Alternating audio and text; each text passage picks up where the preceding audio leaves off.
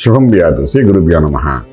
కర్కాటక రాశి వారికి అష్టమ స్థానంలో రాహు ప్రవేశించాడు కాబట్టి అష్ట కష్టాలు అంటారు. అదేవిధంగా ఆరోగ్య విషయాల గురించి జాగ్రత్త తీసుకోవాలంటాము.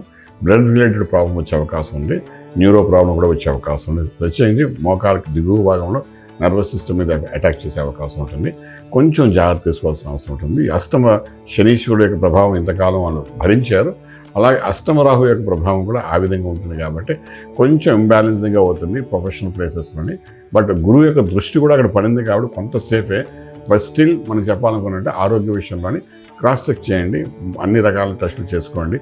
ఏదైనా ఇనిషియల్ స్టేజ్లో ఉన్నది అంటే దానికి కావాల్సిన ట్రీట్మెంట్ తీసుకోవడం ప్రయత్నించండి.